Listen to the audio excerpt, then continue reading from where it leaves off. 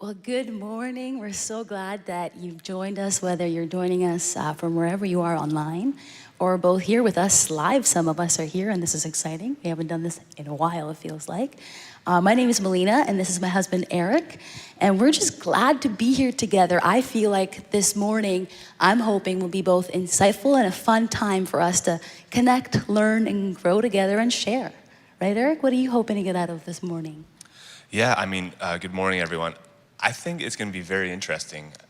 Tony, having been a divorce lawyer for so long, I'm sure she has tons of, marriage hacks and communication tips that, are really going to be enlightening. And so I'm really excited to see what she's going to have to say. We got some people joining us in the chat. Yes. Good morning, Laura and Teresa. Teresa's here. Chantal says, where are the snacks? And Laura says she wants some marriage tips for her husband. Any tips for her, Eric? Well, if I've learned one thing, it's that don't look for applause when you've done the dishes. That's good. That's good. Or I think any chores. That's good, yeah. Looking for a nod helpful. here. That's great. Oh, very good advice, Eric.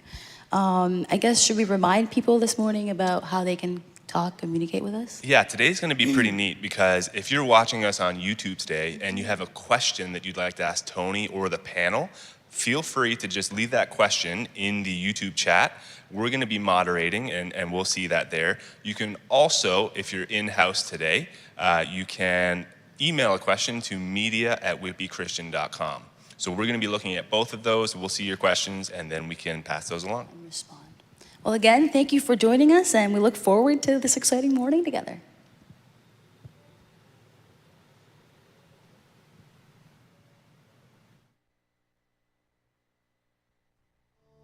Hello, my name is Dale Durbett, licensed couples therapist, and I see the same problems day after day after day after day. But the biggest problem I see is the way that couples handle conflict resolution. You see, husbands don't want to address the elephant in the room, and wives are like the elephant that never forgets. He doesn't want to bring it up, and she doesn't want to let it go. What we need to strive for is a marriage with 0 elephants. And I've seen every pachyderm in the zoo, let me tell you. Married couples will argue about just about anything. I once had a husband tell me that his wife's new short haircut was a sign that she was giving up on the marriage. I said, honey, your marriage survived your hair loss and you look like a thumb with teeth. But I don't see her packing her bags, do you? You see, a marriage is like a cottage. Everyone that doesn't have one wants one. But everyone who has one thinks it's too much work. But let me tell you, if you're willing to plug the leaks and fix the creaks, winterize the pipes and unclog the toilet, there's no happier place to be.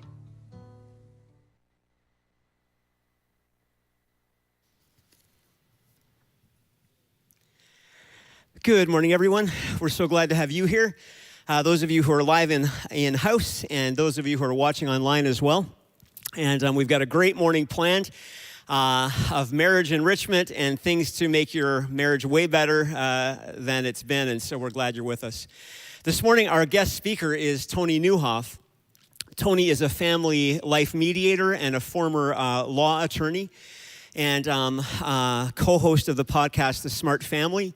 And also, she and her husband, she's married to Carrie Nieuwhof, who is a national speaker and podcaster and author. Our staff actually just recently read one of Carrie's books together, and we are so glad that Tony is here today. She also just released a book in January that is called Before You Split. And so join me in welcoming this morning Tony Nieuwhof.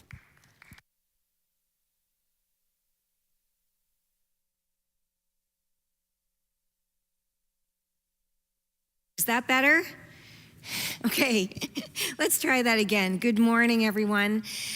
Before we start with our first session this morning, I just want to say thank you for the privilege of joining you. I'm excited for this morning. I would love to start us off with a moment of prayer. Let's pray together. Dear Lord, thank you that you have gathered us together today Lord, thank you for the gift of your Spirit.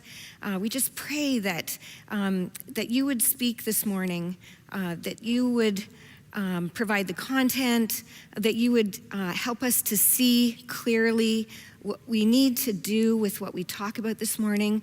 And God, I just pray that you would send your Spirit. Come, Holy Spirit, be with us this morning. Thank you for this time together. Bless our conversations.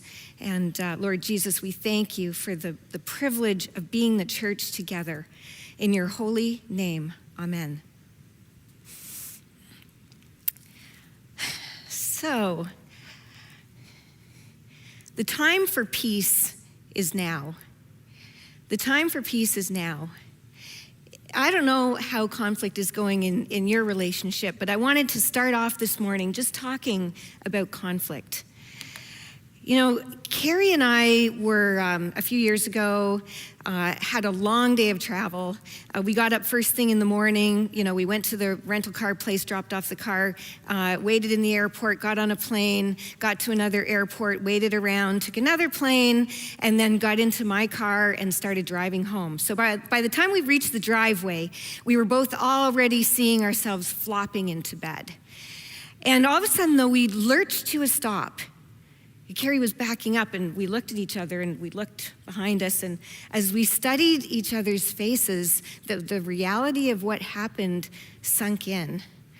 And Carrie had backed my car into his.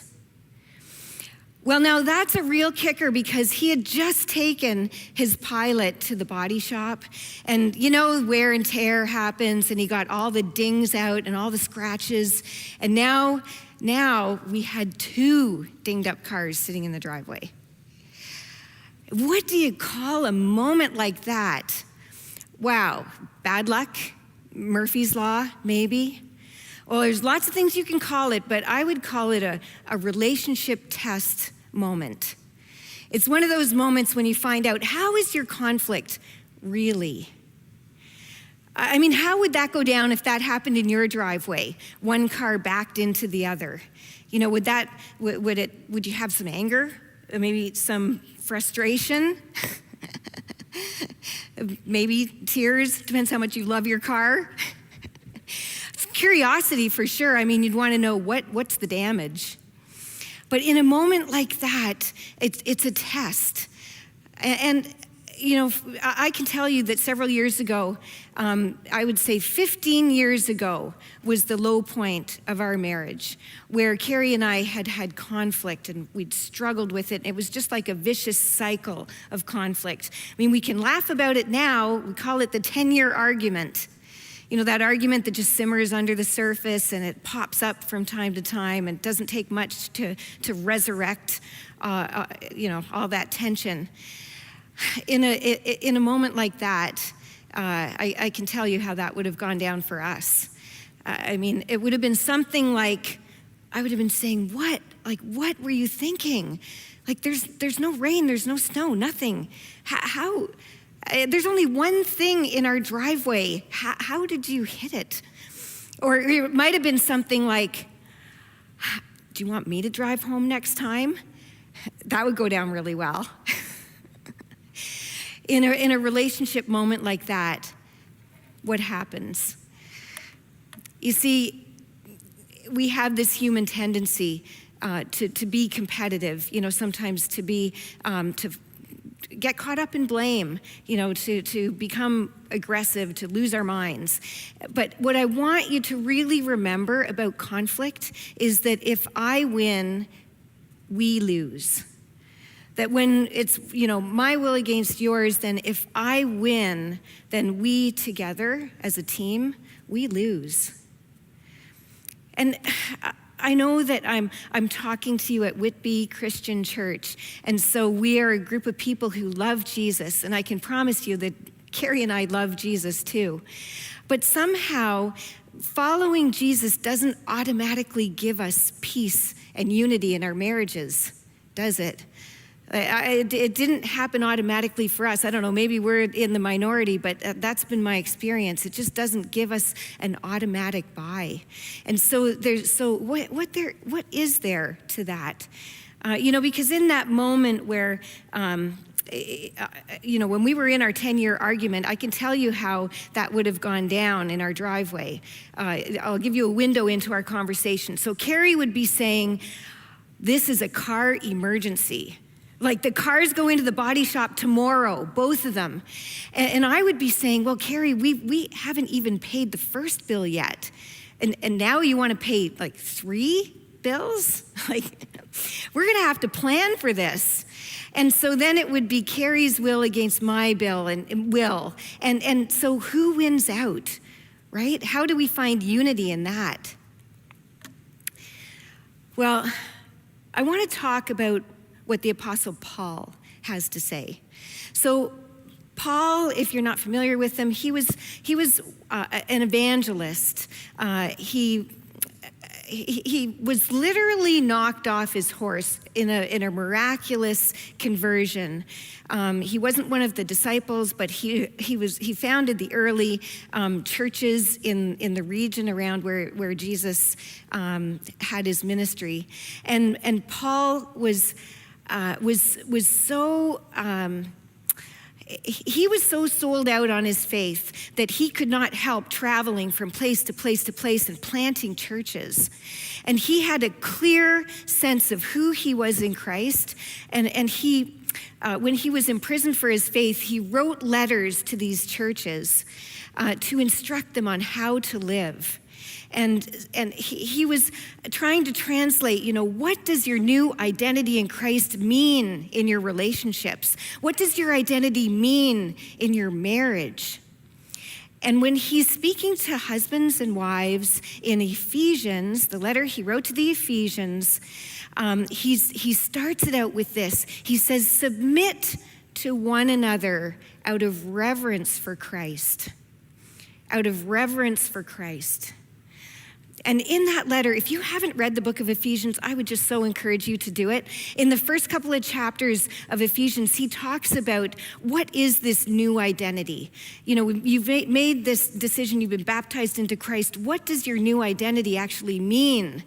And he says, you receive the love of God. You've been lavished with grace. You're adopted into God's family. Your relationship with God is so close that you're a child of the living God, adopted into his family. And so he laid that foundation. And then when he talks about husbands and wives, he says, submit to one another out of reverence for who you are. To revere is to show deferential honor. It's to defer to the love that God seeks to pour into your life. Out of that reverence for Christ, you submit to one another. And that submission is part of your worship. He encourages people in others of his letters to bring themselves, consider themselves to be living sacrifices. A living, breathing sacrifice. And so part of the worship, the offering up of your life to God, is submitting to one another.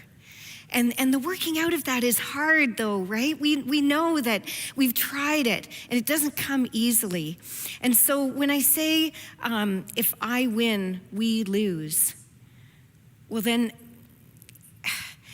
it really sort of lines up with our old identity, right? If I say, if I win, we lose, it's a reminder to me that I have this competitive nature, that I have a self-focus that's hard to let go of. And even though I say I love Jesus, it's hard to make submission a reality in my life. I mean, submit, even as a word, it doesn't have an attractive ring to it these days in our culture, because this is the age of selfies, and it's the age of self-exploration and individualism. I mean, you see it on social media, and so I think it's, submit to one another doesn't have a culturally attractive ring to it, but it carries power, and there's power in submitting to one another, making it a part of the worship of your life. And the question that follows, if I win, we lose, is this: so how can we win? How do we as a couple come together in that unity that Christ actually intends. It means that we have to redefine what a win is, that it's not your will and it's not my will and it's not us trying to figure out, to engage in this struggle. It's how do we win together as a unified couple who are one flesh the way God intends. So it means we have to redefine a win as unity, that in our struggles and airing our differences, that the goal isn't to try to persuade our spouse to our side, to try to pull out the best arguments so that whatever I see as being normal or logical or the best solution, that's not actually the goal of airing our differences. But the differences are there, right? Carrie and I have been married for 31 years. Carrie's my husband. Some of you may know who he is. And so just, over the past couple of weeks, we've been having this conversation. Maybe you've had this before. And Carrie says, do you know that last night you were on my side of the bed? And it wasn't only once, it's been like this continuing theme, like, hey, last night you were on my side of the bed again. But it's not like we have this small bed, right? It's a king-size bed.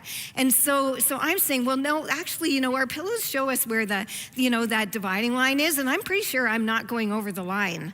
But anyway, we've had this conversation, and finally he said, that's it, okay, we need a referee. And I said, okay, all right, let's have a referee, but he sleeps on your side of the bed.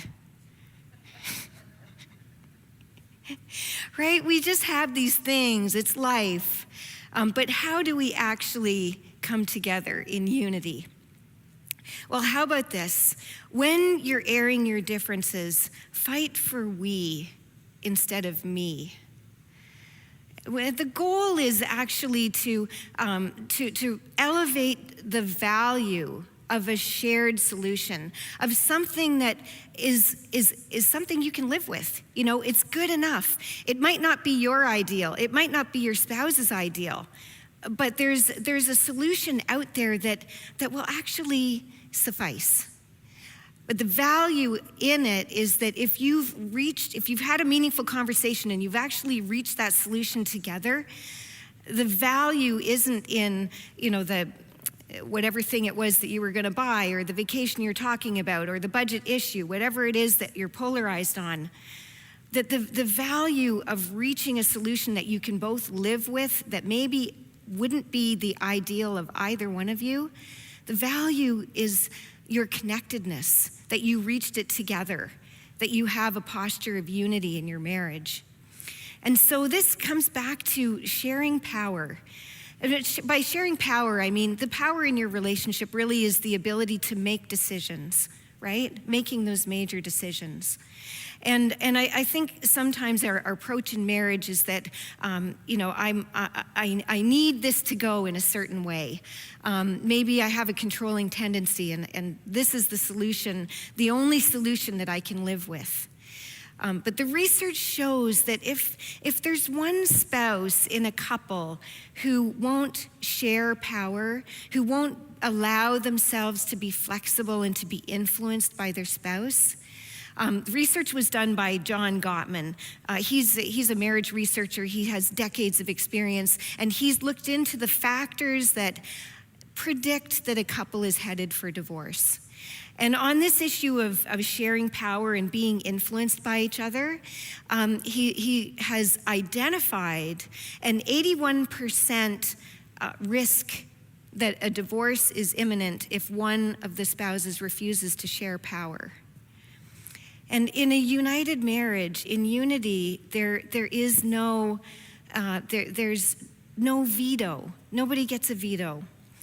I want to highlight what Paul has to say to another group. The church that he founded in Galatia is another church where he said this. So in Christ Jesus, you are all children of God through faith. For all of you who are baptized into Christ have clothed yourselves with Christ.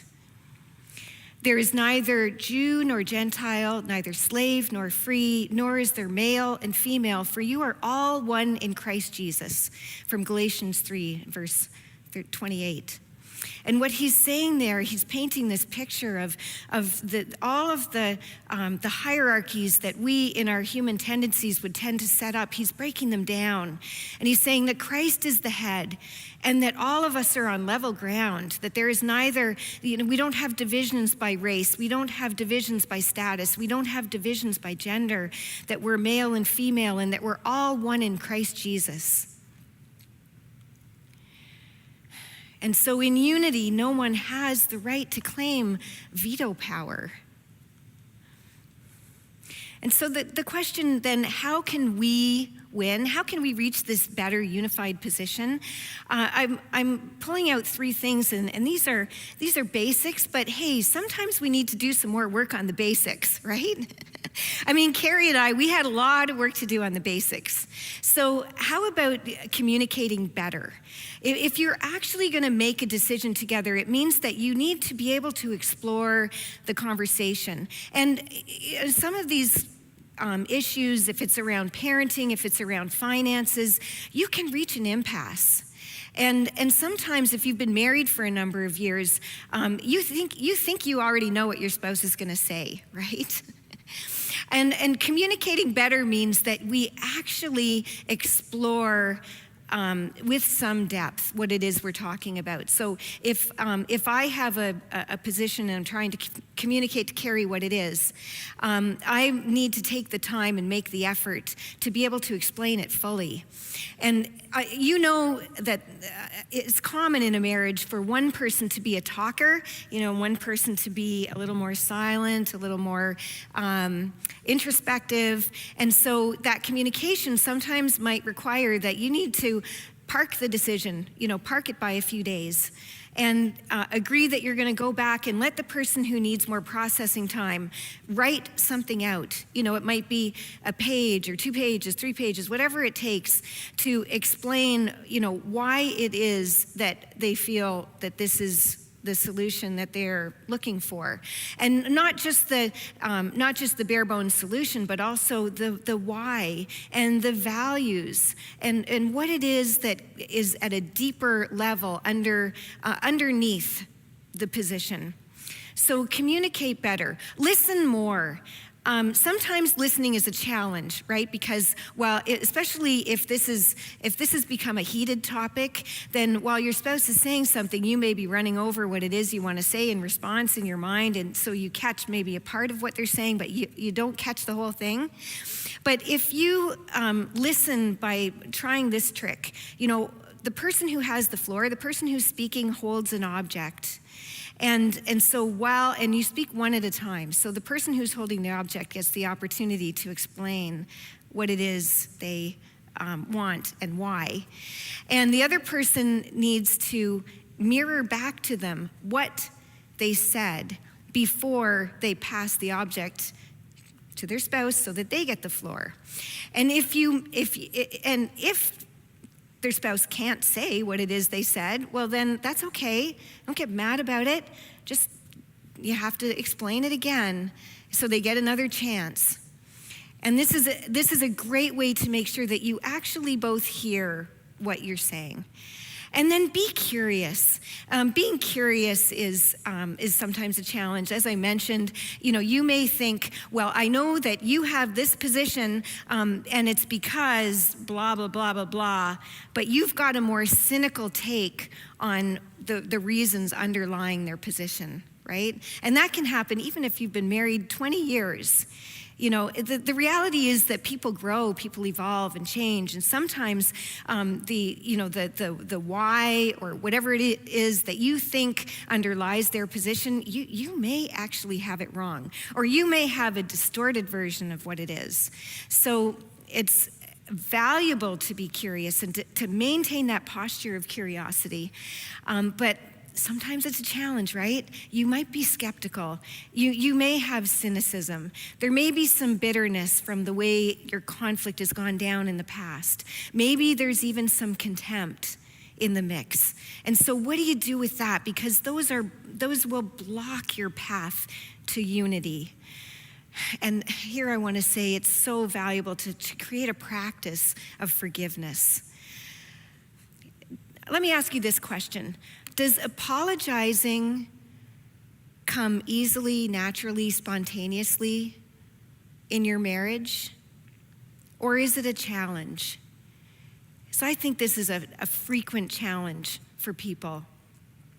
You need an easy, natural practice of forgiving each other, of confessing when you've gone wrong, confessing what's happened in the past, being open to showing mercy. And so here's a way that we can picture this. I talk about creating a practice of forgiveness. You can think of it as building steps. Okay, building steps in your marriage that will take you from the pit of unresolved grievances to a better place, right? Up, out of the pit. And so these steps, I want you to picture them as being stone steps. You know, they're ones that once you build them, they endure the test of time. And they're made up of stones and of mortar and water. And I talk about stone first. I talk about justice because you and I have an innate sense of justice, right? And if we feel like we've been wronged by our spouse, then it's hard to approach forgiveness because it may just be that, you know, you feel like you're letting them off the hook, but it's not fair and they've caused all this hurt. And what do you do with that? The stones of justice are there because we need to talk about the story. We need to actually talk about the facts of what happened. And maybe it's triggering, you know, and maybe you have to park the conversation and come back to it when you're calm. And maybe you have to park it again and then come back to it when you're calm. But you have to be able to talk about the story and acknowledge feelings from both of your perspectives. And then the mortar of mercy is essential, right? You're not going to build stone steps without mortar. And the mortar is your ability to see your spouse as they are, as a human being with strengths and weaknesses, with virtue and brokenness, just like you. And then the last ingredient is water. Without the water, you're not going to hold those stones together. And the water is humility. It's my ability to look at myself and what I did and who I am. And so when you put those ingredients together, you can build steps. And I like the imagery of building steps because you know that if you had those raw ingredients in front of you and you had to build steps, it would be messy, right? Mixing the mortar with the water and the stones and putting it together is messy. And if you haven't really gone there in real authentic conversations about forgiveness, then your initial conversations are going to feel awkward. It's going to feel messy. You're going to have emotions that rise up that will want to stand in your way. You'll have maybe some fear, might be guilt. You may have some shame. There's all these emotions, anger, certainly. So it's messy, but it is so, so worth it. Just as that project of building stones is going to take time, sweat and tears and patience and perseverance. But if you do that and you build this practice of forgiveness in your marriage and you walk over it and you use those steps and you keep using them, you develop a well-worn path and it will take you to higher ground. Remember that relationship test moment? I'm going to flip ahead a bit. Relationship test moment where Carrie and I are sitting in the driveway. So it happened a few years ago, actually. It didn't happen 15 years ago. And we lurched to a stop. And when Carrie and I studied each other's faces, I said, "Oh, I'm sorry." And I actually didn't have anything to be sorry for because I wasn't a backseat driver. I didn't say a thing. I was just sitting there. But I knew how badly and how frustrated he would be feeling about dinging up our cars. And then I said, well, I talked to Rob. Rob's our body shop guy. When I was at Rob's the last time, I said, Rob, we're keeping you in business. I guess we really are. But there was no drama. There's no blame, no argument. And I know what it's like to be in a marriage that is plagued with struggle and conflict. And I know what it's like to be in a marriage that is far more unified. And I want this for you. I want this for your marriage. So I have one to do for you out of this session. One to do. Make an apology to your spouse. It may be for something like 20 years ago, 5 years ago, 5 minutes ago. I don't care. Pray about it. Ask Jesus to illuminate what that is. Make an apology. And if the offense was in public in your family, if it was something that everyone witnessed, then make the apology in public. That's my challenge. Make an apology. And I hope that what you take away from this is that it really is God's desire, and the love and the power of Jesus Christ will work through you if you can get yourself to the place where you do submit to one another out of reverence for Christ. So please remember, if I win, we lose, and ask yourself, how can we win?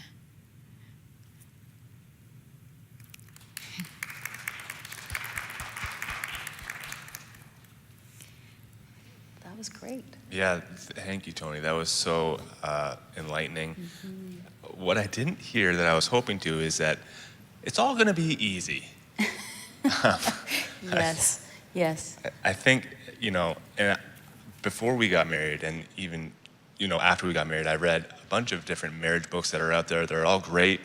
Those all seem to fly out the window when you actually have one of those moments that you have to experience the conflict and deal with that in real time. I was thinking the same thing. It's so easy to listen in right now and say, oh yes, when that moment comes, I'm going to be so kind to you. But in the heat of the moment, I don't know, the other side of me wins. So I guess we're going to switch over to, as we've been sharing with you guys, we have some great panelists here with us this morning, and they're going to just take over and chat a little bit more about what we just heard. Thanks, Melina and Eric. And thanks so much, Tony. That was awesome. And thank you for being vulnerable and sharing from your own experience. It helps us all drop the mask, right? To admit marriage isn't always the easiest. We're so happy to have some panelists with us today. We've got Steve and Kavita Cannavale. Welcome, Steve and Kavita. And you guys have been married for how long is it now? We've been married for about 22 years now. Yeah. 22 years? Awesome. So, you're the veterans of the two couples. And you got Steve and Kavita are small group leaders here at Whippy Christian and are awesome. We've been chatting lately a little bit, and I've learned that Kavita loves shoes, and that's her favorite hobby to go shoe shopping. And so nice to have you guys here with us this morning. And we've also got Jen and Jeremy Bonsu. Welcome, Jen and Jeremy. Thank you. And you guys have been married 8 years? Yeah, just for 8 years. 8 years? That's good. So last night, Steve and Kavita were having a hard time. I think Steve was having a hard time getting the number right last night, but we've got I had to defer to my wife. So. And you guys have got two beautiful little girls. How old are your little girls? 4 turning 5 and 2. 4, yep, 2 beautiful girls. And I mean, you guys have shared the story before, but we, I think Jeremy and Jen and I met first and had our strongest connection when you guys lost your first little one. And it was kind of a very challenging season that you guys walked through. And I've said so often to other people, you guys have been such a model and example of coming through a really tough circumstance and not only seeing the blessing of God, but seeing the two of you flourish with the challenges. And I'm sure that I know that that's not without its consequence, but we're so happy to have you guys here this morning. Thank you. So, Jen, what would you say is the best marriage advice that you could give people or that you've ever been given? I think the one that stands very strong is that we should always pray together. And I think many people told us that on our wedding day, but I think that was very telling because as we've journeyed through and as you rightfully mentioned, it's not been bed of roses all the time, and so we've always had to sort of pivot to our faith a good number of times, and I think that prayer and that constant knowing that we can always pray together has sort of held us and been the glue to what's kept us going. That's great. Jeremy? So just to add to what Jen said, we find that, it's very hard to pray together when you've had a fight. and you've had an argument. So if you make the commitment, to pray together every day, no matter what you're going through, you try and resolve it before you pray together, because you know what God wants for the couple is for you to be united and to express love.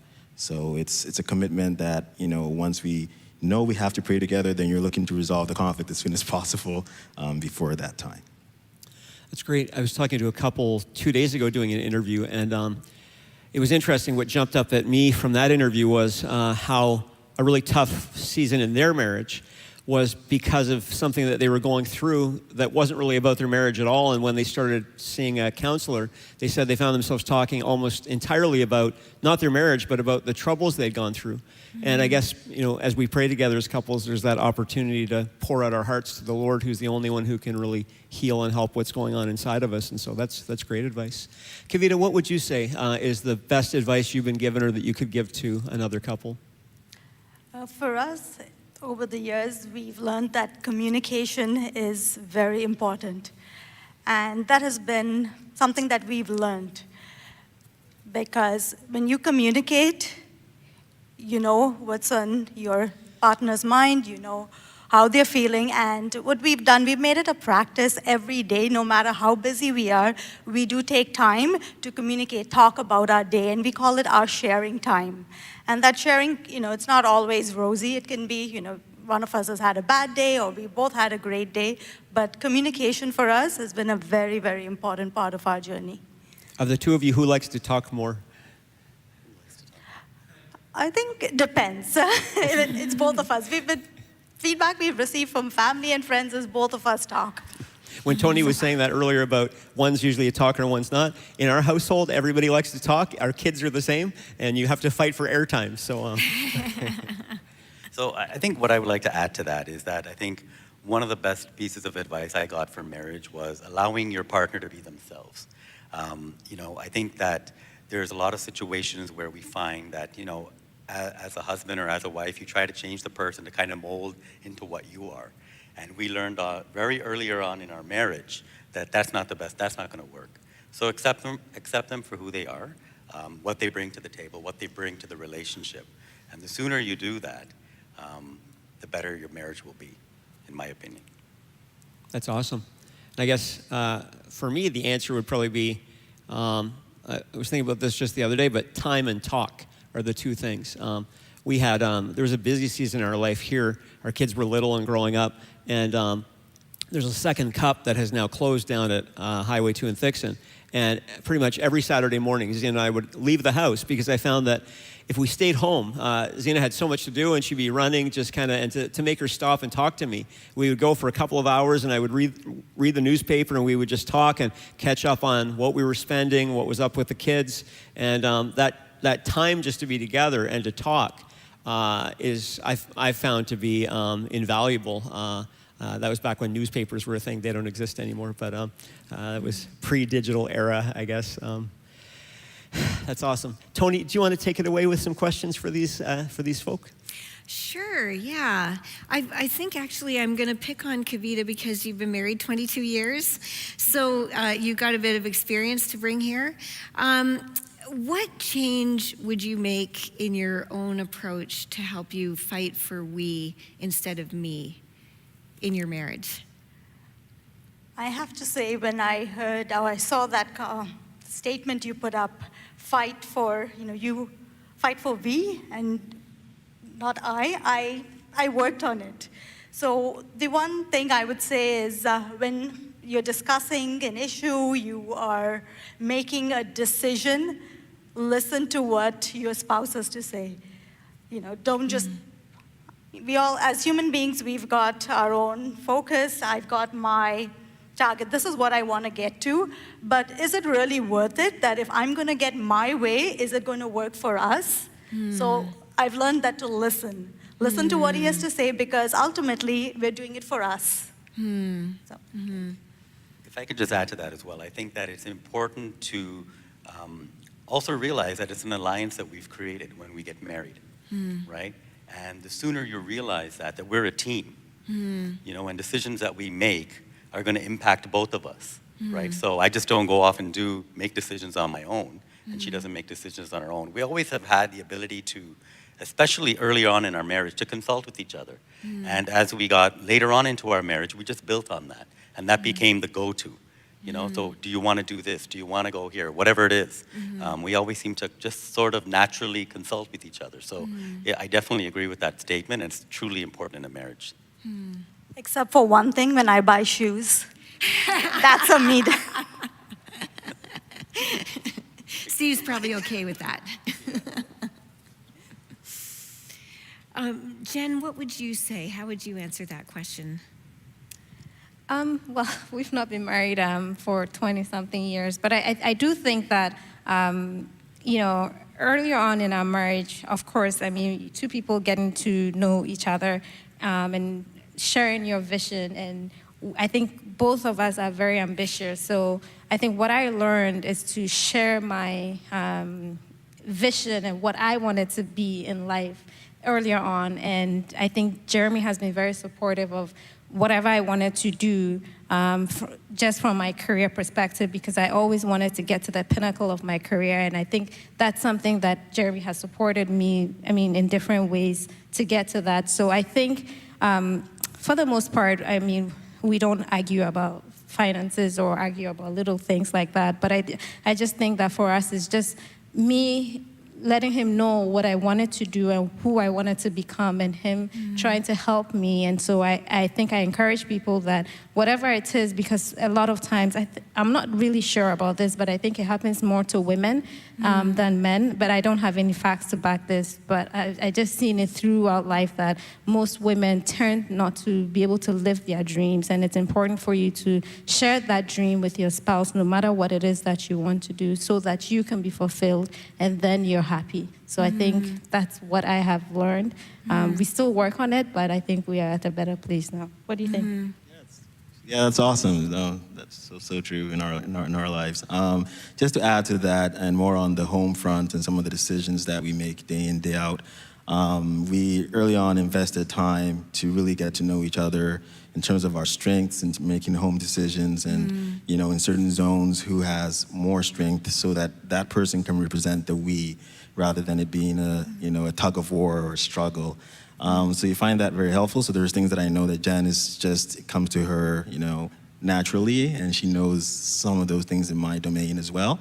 So by so doing, and when we're faced with any type of decision making that requires a particular strength, we just lean on the person who's stronger in that domain, and then say, well, you can just tell me how it goes, and having that trust, having that confidence, being able to identify early on the different strengths and dimensions that you bring to the marriage has been very helpful, and obviously the God factor is at the center.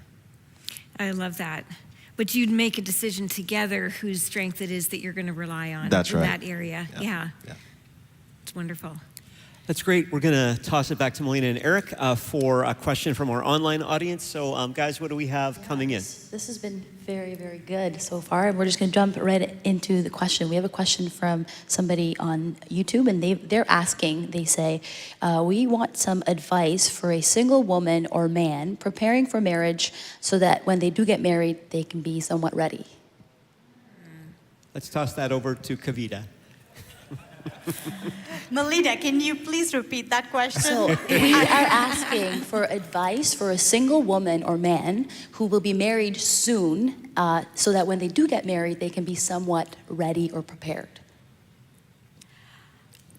What comes to my mind is what Tony talked about, submit, the word submit in this day and age, and how that has such a negative connotation. But when we come to marriage, it is not, it's not negative, because in this world of, being yourself, being individualistic, you got to make sure that you have your own values. You've got, like for myself, I'm going to speak for myself. At work, I'm myself, I make my decisions, I don't submit. But at home, I'm not at work. So let's keep the two separate. In marriage, you are not submitting, but you are becoming one. I still remember it's 22 years ago, but in our wedding speech, Steve said, so man shall leave his home, and they shall become one. And that's what stayed with me. And I'll be very honest, that day, you're all in glamour of your wedding. In India, we had over 600 people for our wedding. I really didn't take that to heart. But over the years, I understood what that meant. It's about being that one united front, no matter what. Steve, Great. anything? I think the only thing I would suggest for people who are looking to get into marriage and finally settle down is that you don't let anyone influence your decision. So there may be people around you that may say, you need to get married, now's the time, go for it, right? But know truly within yourself and within your heart that you're ready to do that, right? And always, always think about the fact that that person that you meet or you're gonna be developing that relationship with, they're gonna have faults just like yourself. So don't look for the perfect person, it doesn't exist. That would be my advice. Great. Do you have another one there for us, Eric? Yeah. Melina? This question is, how can we improve negative patterns of communication? Jeremy, do you want to answer that one? Sure. To improve, I guess, one of the ways I think that helps us is to pay attention and to listen more. And I think that was something that Tony also mentioned. The ability to listen is very key and important in the marriage. And if you're listening to, it means you're giving the person your full attention. I think one demonstration that Tony showed was, sort of letting someone hold something as a symbol that you don't speak till, the person has completed their thoughts and being able to recite what the person has said. So really, really being a keen and an attentive person as your spouse is speaking, listening to everything that they're trying to say in totality, and not trying to process, as Tony had mentioned, your response, but rather trying to listen to from their heart, what they truly mean and what they're saying, not looking for negatives or the person misspoke as they're trying to communicate their thoughts, but what's coming from the heart. So if you're able to find that, that good spot, it helps to, get rid of some of the negative connotations that happen as a result of communication. It's great. Jen, anything to add to that? That's so good. It's that feedback loop, listening, waiting for the person to finish, and then feeding back about what they said, that you understand. They know that you've understood what they're saying. That's great. Yeah, I agree totally with what Jeremy just said. And I also think that it's important for you to sort of understand the personality of the person that you're speaking with, because there are some people who you can say anything to and they would be okay and just walk away. So we have two girls and they have exactly the opposite personality. The first one is very sensitive. The second one, water just falls off her back and she's gone. And so if your spouse is the opposite personality of you, then you have to be intentional about how you speak to them, because you're playing into their personality and they're a bit more sensitive. And because we speak as we are, for the most part, we just assume that the other person should have the same absorption level as we do, but it doesn't work that way. And so you have to be very intentional about knowing what the personality type of your spouse, otherwise it becomes a pattern. Well, that's how I speak. It's not okay. You have to sort of adjust how you speak to reflect your husband's personality or spouse's personality. Yeah, that's really good. Take into account who the person is, and they're your only audience, right, when you're married in these moments. So who they are, how they hear, how they react. That's amazing. Eric and Melina, back over to you to segue us out. Yeah, thank you again. This has been so wonderful, and I have people commenting. Betty says that she's loving the insight and feedback from all the couples, so thank you again. And we're gonna take a quick 5-minute break now, so if you're at home, maybe make another cup of coffee, and we'll be right back.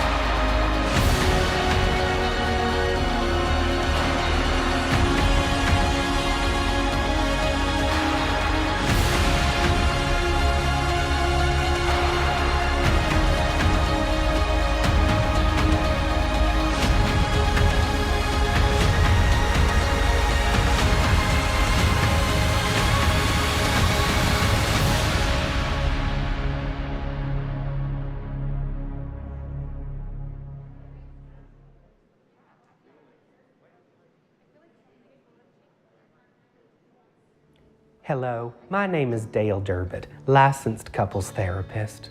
And I have seen far too many couples allow stress to control their marriage. Think of your marriage as a brand new car. You're very careful when you back it into a space so that you don't put a dent in the bumper or a scratch on the door. Well, now I'd like you to think of stress as a 16-year-old boy or your mother-in-law. You would not allow either of these individuals to drive your brand new car. So why are you allowing stress into the driver's seat? And let me tell you, there is no greater cause of stress than money problems.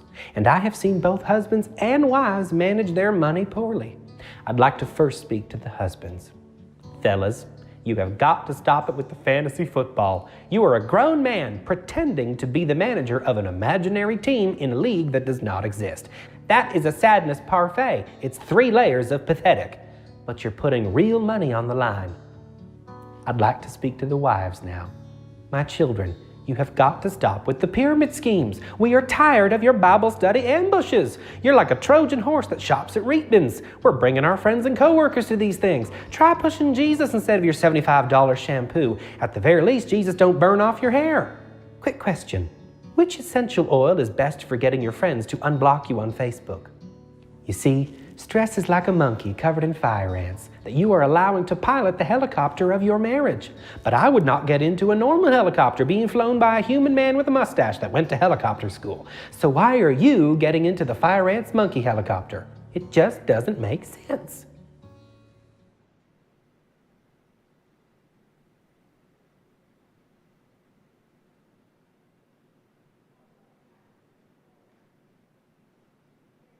That better?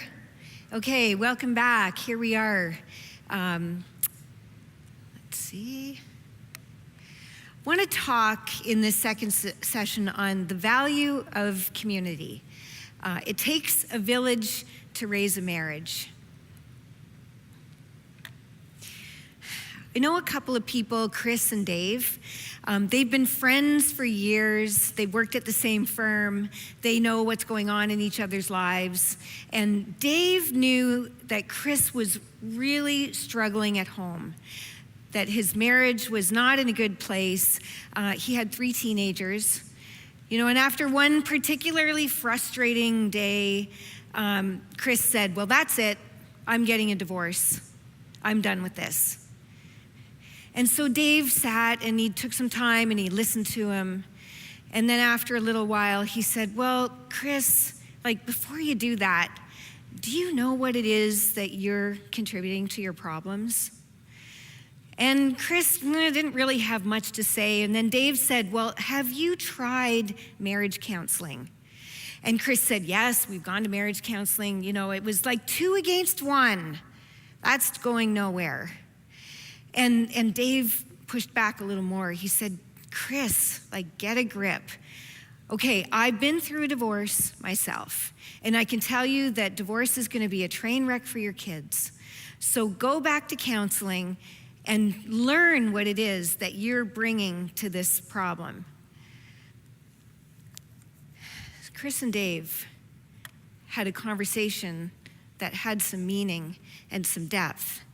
And, in this culture, in this day and age, we tend to have connections now that draw us away from meaningful conversations, right? We spend time online, and social media sort of encourages us in the direction of more superficial connections. I'm not saying that social media is bad. I think it's great. I think it has such a role. But in terms of having meaningful friendships with depth and vulnerability and authenticity, I think that our culture is kind of moving us away from having those kinds of relationships. And I'll go back to the Apostle Paul. The idea that he talks about Christ being the head and all of us being on a level playing field. We talked about that in the first session. He also spreads this idea, this concept that in the church, things are different. The church is like members of a body. He says, for just as each of us has one body with many members, so in Christ we, though many, form one body, and each member belongs to all the others. Love must be sincere. Hate what is evil. Cling to what is good. Be devoted to one another in love. So Paul paints this picture of us, not leading our individual lives, but actually being interconnected with each other, being devoted to one another in love. Love must be sincere. And to hate what is evil means to simply be able to single it out. Like, to be able to hate what is evil and cling to what is good, you have to be able to identify what is evil and cling to what is good. And one thing that I really want us to focus on in this session is that we can't do these things alone. That sometimes we get caught in emotional spaces or mindsets where we can't distinguish the difference so easily. And so there's a role for us being interconnected and ensuring that we have other people in our lives to help us see what we're not seeing. We're interdependent as a body.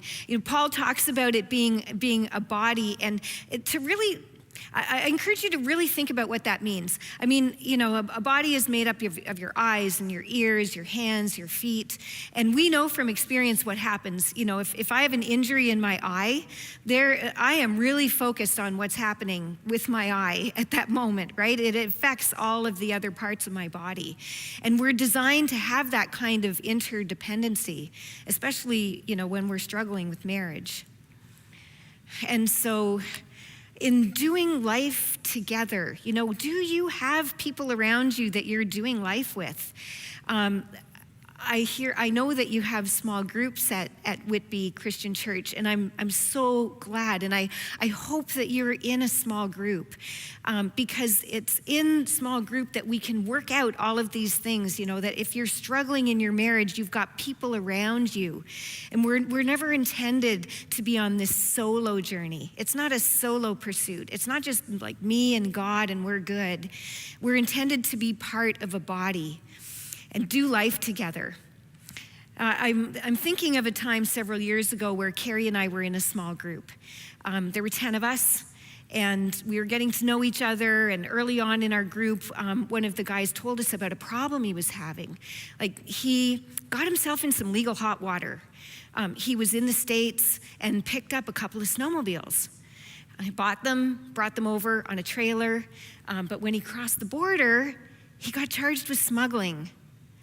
And so he said, but how can I be smuggling if I've got the snowmobiles out in full view on a trailer, everybody can see them, I didn't even have a cover over them, how could I be smuggling? And so we went on this conversation in this small group, and our small groups go for 2 years. And for about 18 months, we heard the unfolding drama of the charges related to smuggling and how he wasn't smuggling. And I think over the course of that group, all of us, each one of us took a turn at trying to explain, well, did you do the paperwork? They're not just looking for the covers, but did you? And the conversation, it was like Groundhog Day. We kept going round and around this same issue. Well, how could I have been smuggling? And by the end of it, I think we were all done with the smuggling conversation. We were finished. And maybe you've tried group before, and maybe you've had a crazy group experience. I would chalk that one down to, okay, that was that's a group experience we didn't really want to repeat. You might have had a group experience that didn't work out too well, but I would so encourage you to not give up on group. Don't give up. Because since then, we have built friendships that have lasted years. We've witnessed miraculous healing, really. We've seen people's eyes open to who Christ really is. We've seen people be baptized. We've had some of the richest experiences of our life in our group. So all I'm saying is, if you've had that crazy group experience, Don't let it leave a bad taste in your mouth. You try it again. Because we need people. One of the problems is that people get isolated, and nothing good happens in isolation. Honestly, I think being isolated is where the enemy has a heyday. We need each other. We need to hear from each other. We need each other's wisdom. We need each other's strengths and prayers. And I'll give you Bob and Susan, for example. So Bob and Susan lived in a small city. They were part of a church, and they were volunteers, and they lived there for years. They raised their children. They were interconnected with friends. They had a good life and a good marriage. And then Bob's business, his employer, started to suffer, and he was getting cold feet about his job. So they moved to a city about 2 hours away where they would have an opportunity for better opportunities for employment. But as it turned out, his employment was okay. And so then they lived in this city, but he commuted back and forth, and it was several hours a day where he was in the car. And after a while, he said, I can't do this. I gotta, I have to move my body. I can't just be sitting all the time. So he started taking walks at lunchtime. And then one of his coworkers said, can I go with you on your walks? And maybe you can see where this is going, because it was a woman who asked him if she could go on the walks. And then he ended up in an affair that he really hadn't been looking for. And at that point, he ended up announcing to Susan that he was done with their marriage, and he left quickly and without remorse. And this story actually has a better ending than you would think, because after several years, that other relationship that Bob had, it fell apart, and Bob and Susan got back together, and they got married for a second time. But Bob talks honestly about what happened when he got into that affair and he made that decision. And he recognizes that part of the problem was that he got isolated. So that when he left his group of friends and he had this different lifestyle, and he lost the voices of people around him. And he knows that those people, those relationships that he had in that original city, they were meaningful ones.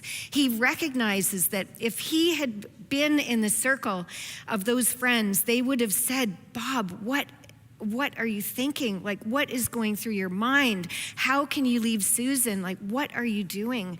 But he was isolated. Isolation doesn't cause anything but destruction.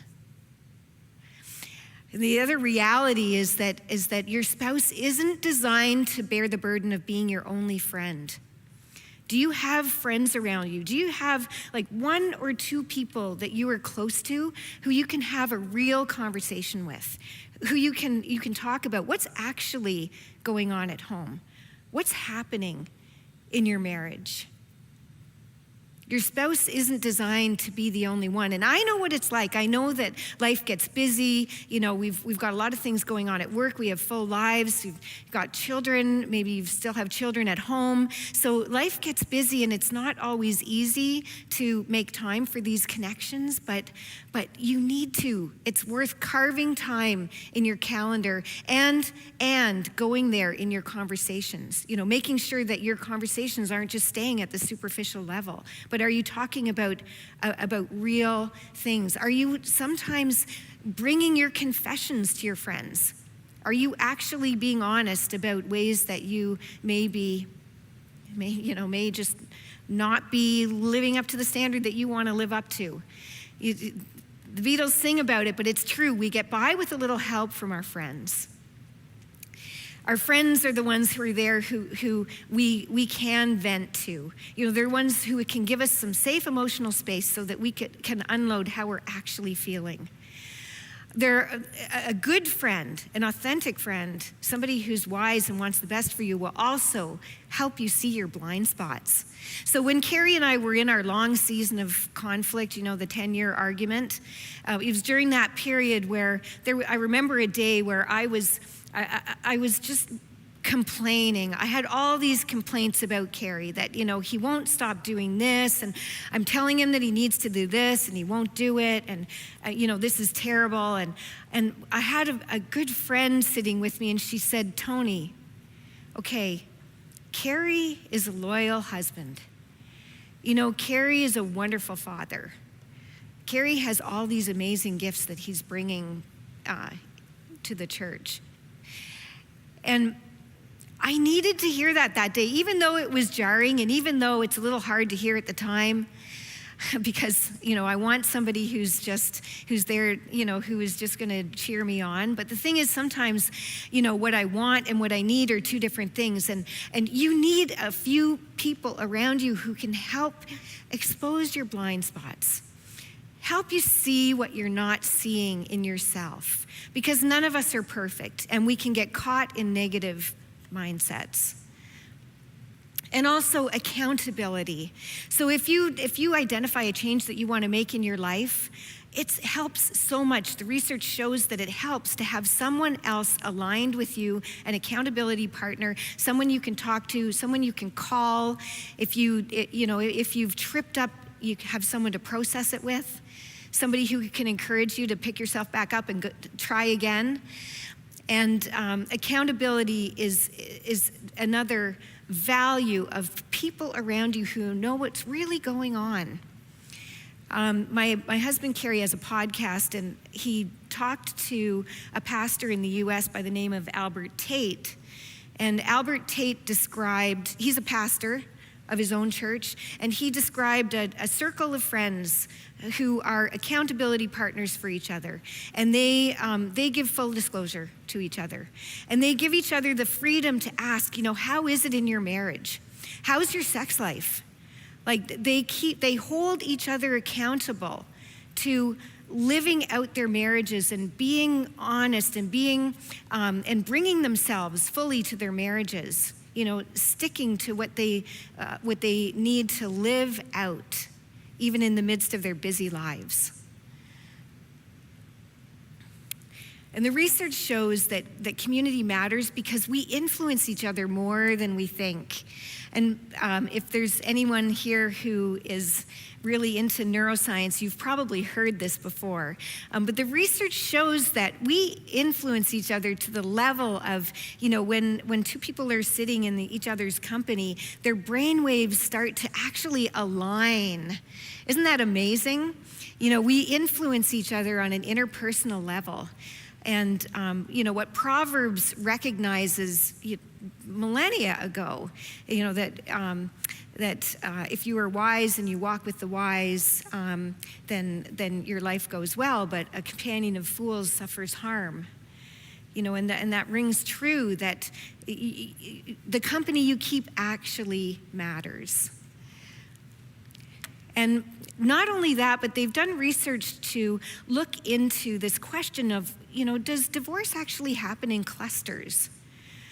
And this group of researchers looked at this question and found that if you have friends who have divorced, your risk of divorce actually does increase. And they studied thousands of people in this study. It was no small study. They found that risk increased by 73%. And then to the level of friends, if you have a friend of a friend who is divorced, the risk of divorce is still increased to 33%. And I'm bringing this out not to say that you shouldn't have friends who are divorced. That's not where I'm going. I have dear close friends and family members who are divorced. You probably do too. I'm only bringing this to your attention because you need to have at least a friend or a couple, someone who is in your corner in your marriage, somebody who will help you win in your marriage.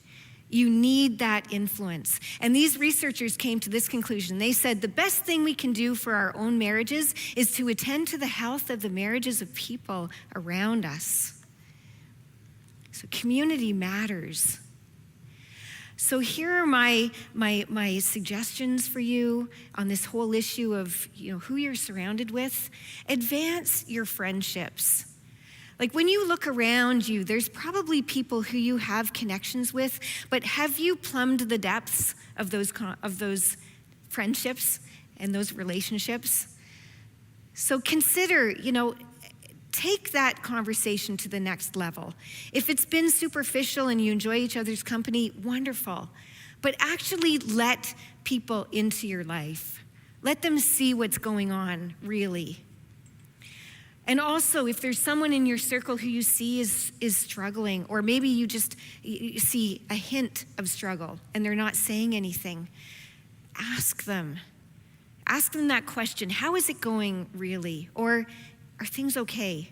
How are things at home? Open a conversation so that you can be there to help someone else. And then if you find that you're isolated and you look around and the reality is that, yes, probably your spouse is your only friend.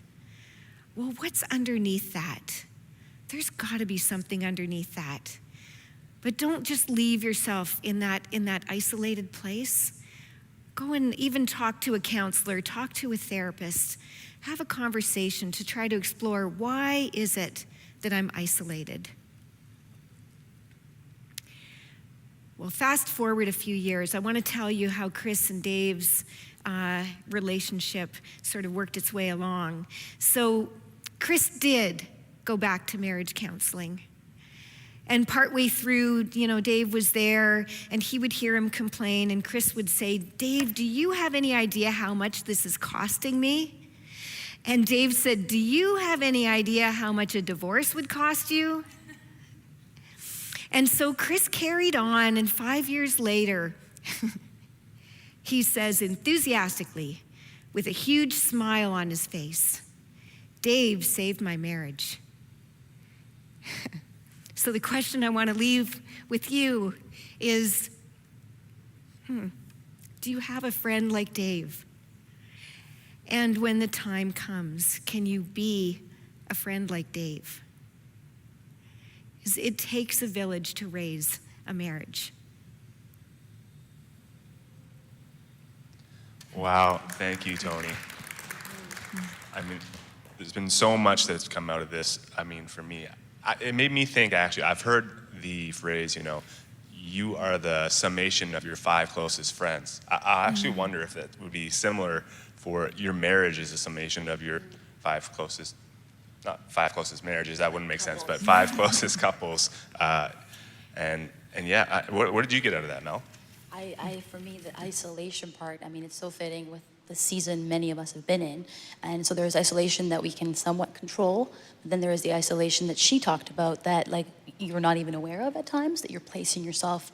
And for me, it always goes back to, what are your most inner thoughts? And I don't want to be too Christian this morning, but the more you know the Bible, the more you fill your heart, your spirit, hopefully those are the thoughts that resound the loudest in who you are and in those alone moments. But I think let's shift back with the panelists and see what they have to say about what we just talked about.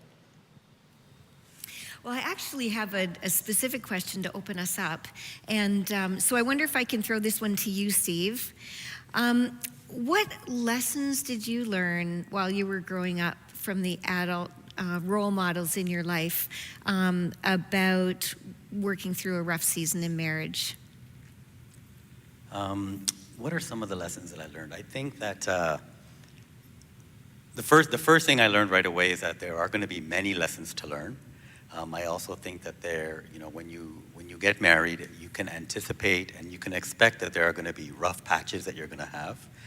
And I think that being aware of the fact that these patches are going to happen and these rough areas are going to be there, we always try to look to a place where we can relate to that experience. Mm-hmm. And for me, it was more along the lines of, watching my parents. Mm-hmm. So, my parents were very, they were very, how would I say? There was a lot of compassion for each other. Mm-hmm. There was a lot of forgiveness, mm-hmm. There was a lot of dialogue to a certain extent. Mm-hmm. So that's one of the things that I noticed as well, was the fact that, you have to be able to come from a place of love and understand the fact that you're actually speaking to your spouse. So when you're doing that, there's a certain level of compassion and forgiveness that comes through that conversation. So that's what I think. What do you think? To add on to Steve, I think for me it was seeing my parents and their marriage, and the marriage was grounded in faith, and both of them were believers, and that was the foundation. So whenever they went through a rough season, it was their faith that carried them through. And I saw it many times, even later on, and that's what stayed with me. And the same for Stephen, both of us being believers. Faith is at the foundation of our relationship, and we make it a point, again, to pray together every night, because that's important. And when we went through, a valley in our marriage, that was what kept that hope going. Because it wasn't, okay, this is not working out, this is something that, blame each other. Let's pray about it and let God guide us, provide us that wisdom to get through this. And that was very important. Wow, that's wonderful. Can I throw the question to you two as well, Jeremy and Jen? Yes, absolutely.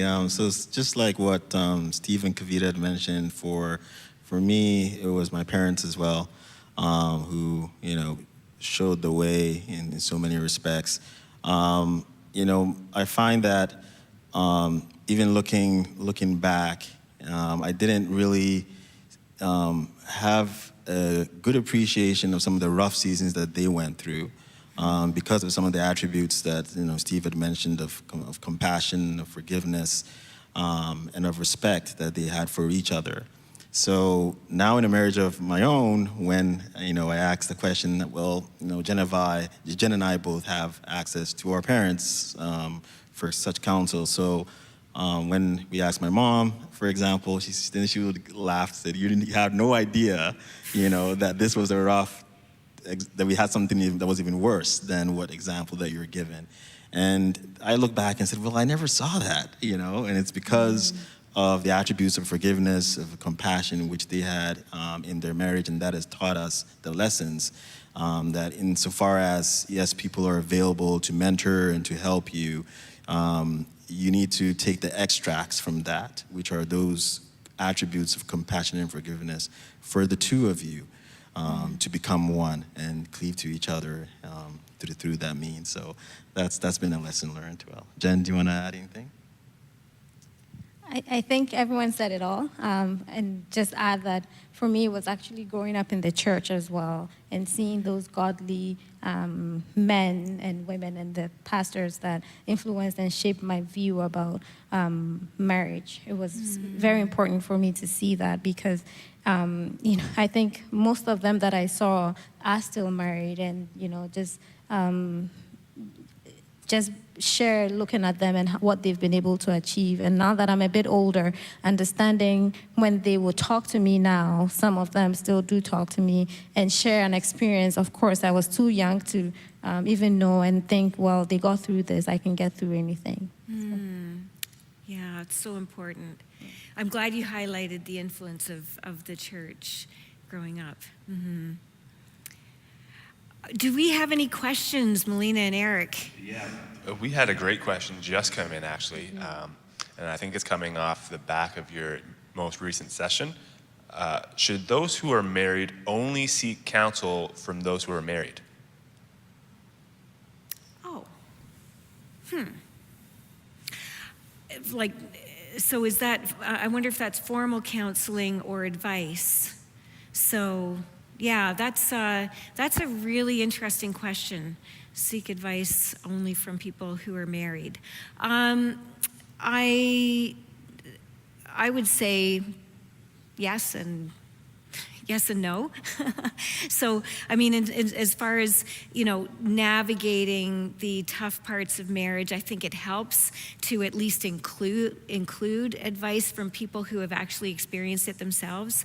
I'm sure that there are pastors, counselors, people with very wise advice who may not be married and, may still have something very valuable to offer in terms of, what they're about communication in general and forgiveness and, the possibility of other factors like, illness, mental illness, and so on. I think that you need the community of other couples that you do need to have some fellowship. I think it's really helpful if you're struggling as a married couple to seek out another couple who you may put in the category of a mentoring couple who may be able to, who are a few steps ahead, maybe have already solved some of those problems and would have advice to offer. So I don't know, anyone else have comments that come to mind?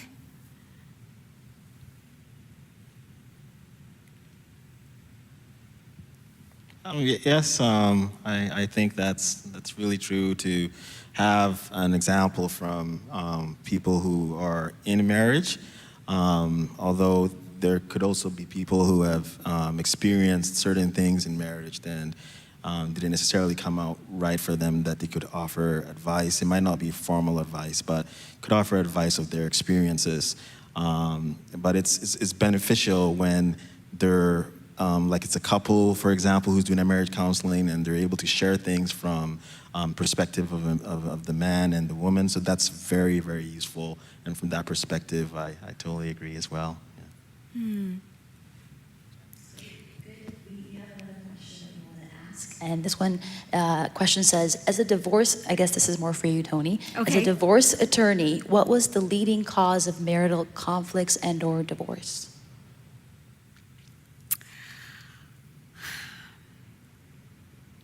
I think probably the leading cause was the inability to communicate. As far as issues go, the common divisive issues were finances and parenting. I think affairs also, but sometimes the affair was more of a symptom as opposed to a cause. So this one is kind of relevant for these times. It might be more practical. So in the age of working from home, perhaps with kids, how do you have a fair conversation about balancing your schedule? Anyone want to take a crack at that? Jeremy and Jen both work from home, right? With two little kids who are both home all the time, too. So you should be the experts for this answer. Well, let's be sincere. It's tough. I don't think you can actually drive any balance. I think you have to be intentional about what you're doing, and then you have to have priorities. So, maybe you can't watch Netflix as much as you want to, because you have to spend a little bit of time with your spouse and then also spend the time with the children as well. And so I think you have to be realistic about the fact that you only have 24 hours in the day, and that 24 hours has to be split between work, your children, and your spouse. And so just having those realistic expectations, it's not easy. I'm a night person, and so I tend not to go to bed till late. Jeremy is a morning person, and so he have to wake up very early. So I have to I've turned him a little bit into a night person. I just noticed that recently. So he goes to bed a little later than he would have typically gone now that we work from home. And so he's not been able to convert me into a morning person. And so, just having those moments, because, being able to talk a little bit at night. And then also because we work from home, we're able to check in with each other during the day as well. Not so much when, the kids were doing Zoom classes, but now that one of them is in school, we can check in with each other. And then, what do you want to have for lunch? That type of conversation. Then we talk that way. But sincerely, it's not an easy road. You just have to be intentional. Jeremy? Jeremy's not playing fantasy football for hours like the comedian was saying, is he? No, I think Jen said it all, actually. That's exactly what happens. And we try and make sure that we're aware of what's going on in our work schedules, and we talk about the kids, and we plan ahead. She's right that she turned me a little bit into not as much as a night owl as she is, but I can go a little bit more than I used to into the night. We find the time to plan very efficiently when the kids go to bed. So it's we kind of orchestrate the day, once the kids are to bed, we talk about what's the plans for them for the next day or the day after. We find that really helpful. And in terms of just, trying to keep the family also engaged, where possible, we have fun with the kids such that we're also having fun, because time is of essence and it's so limited. So where we feel that we can do something together with them that makes it fun for everybody, and we try and find that space as well. Yeah, in terms of the having a fair conversation about the schedule, it's these are tough days. I think it's I wonder about them calling it a fair conversation.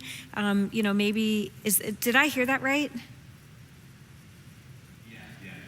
They did emphasize the fair. Okay, yeah, and so it's, maybe there's some conflict over what that schedule should be, and it's not easy these days. I would try to drill down to the why, like go to the why level first. Why are we spending our time, doing these things, and how does even the basics like self-care fit in, like diet, sleep, and exercise.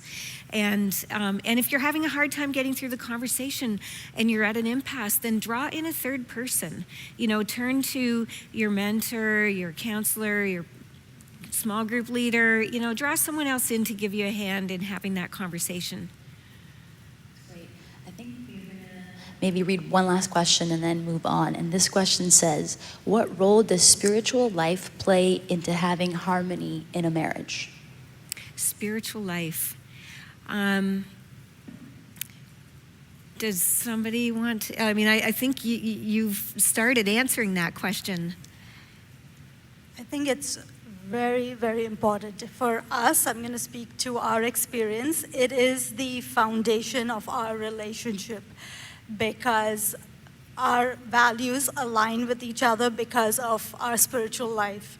If we have a disagreement, if we have different views, and we do have, it's not that we always agree with each other, but ultimately it's those values, and those values are grounded in our spiritual life, and that's very important for us. And I truly believe in my heart that we've been on this journey of marriage, and Christ has been the center of it, and without him, I'm not sure where we would have been on this journey. So that's what I would have to say. Steve, you want to say something? Yeah.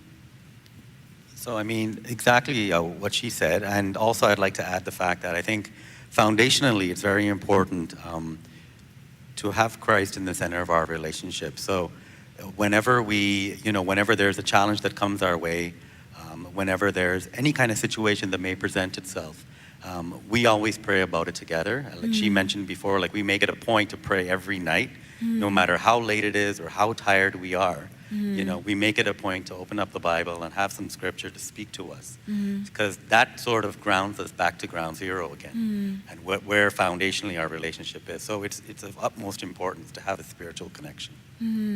Great. Why don't you show your appreciation for these panelists? They're doing such a great job today, huh? And Melina and Eric, do you want to segue us out? Yeah, we're going to take another 5-minute break, but before we do that, I just want to take a quick moment to remind both our online viewers to keep commenting, ask great questions, and our studio audience, you're more than welcome to email us at media@whitbychristian.com with any of your questions, okay? We'll be right back in 5 minutes. Go get another cup of coffee.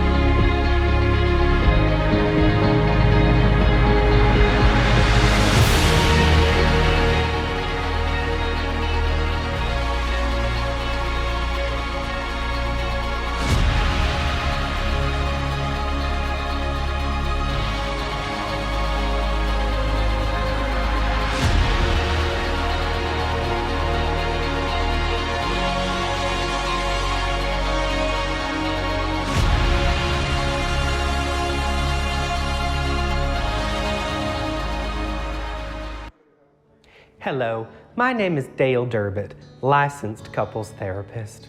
A joyless marriage is like a cat without any legs. It's not going anywhere and everybody's just kind of sitting around waiting for it to die. Well, I'm here to tell you, if you're feeding your marriage through an eyedropper, it's time to make a change. A joyful marriage needs a firm foundation, and that starts from the ground up. And while we may not like to admit it, we are very superficial creatures. All good relationships start with a physical attraction. Nobody buys a pair of ugly pants in the wrong size and then says, well, I'll just get used to it over time. No, if anything, you want them to be a bit loose in the waist so that you can grow into them. Don't go for the marriage on the clearance rack. But I see it time and time again, people dating outside their league. You know, these beautiful women settling for men that look like the world's biggest pumpkin at the county fair, but in cargo shorts. Honey, it just looks unnatural you standing next to him, like when the circus bears ride their unicycles. And the advice I give to every unmarried man is, look at her mother. Look at her old high school yearbook photos and then look at her at Thanksgiving this year. That's the direction her daughter is headed. So don't come to me in 15 years saying, oh, well, the magic is gone. No, you knew from the beginning that this ship was headed towards an iceberg and you decided to stay on board. You start every morning with a hot cup of coffee. Why not start your marriage with a hot cup of happiness?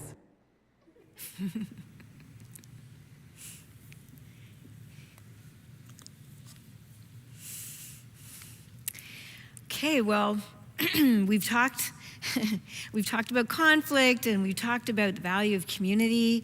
And now I would love us to finish off this morning talking about how to create a marriage of abundance. Abundance, it's God's promise for you to keep. Do you find that there's maybe not enough joy in your marriage? Maybe not quite what you were expecting when you got married? There was a time when I had a weekend where I was planning to be away from my family. This was several years ago, and Carrie was looking after our two young boys, and I was to be at a women's conference for the weekend. So I had this time set aside Saturday and Sunday, and I went to the opening session, and then I just left the conference. And I drove around the hills of Oro, laying out all the complaints I had about my marriage to God. And and it wasn't a calm drive, let me put it that way. I asked God questions like, how could you do this to me? Like, how could you bring me into this marriage that is causing me so much pain? You know, and why? God, why? I mean, you knew what was going to happen. You can foresee it. So why did you bring this marriage into my life? Like, I don't get it. You know, and I was sobbing and I was screaming and I was like an adult having a tantrum. And the thing is that, you know, you never get answers to the why questions, but, you know, God hasn't changed, and maybe Carrie's changed a little. And right now, if I drove around the hills of Oro, I would be saying, God, thank you for this marriage.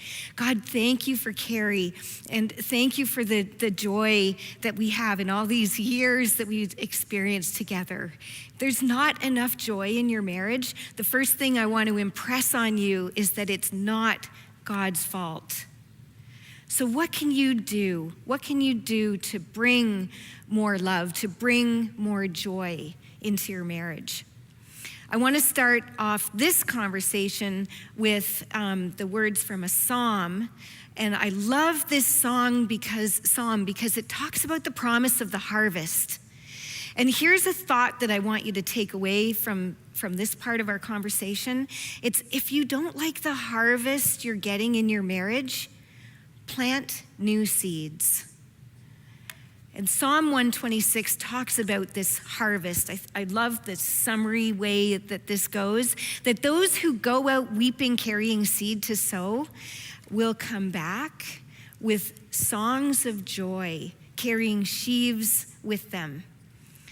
And I love this imagery because, you know, if it's a tough season in your marriage, then you may be weeping, You may be laying your complaints out before God. You might be grieving and feeling angry and feeling dissatisfied or feeling disillusioned.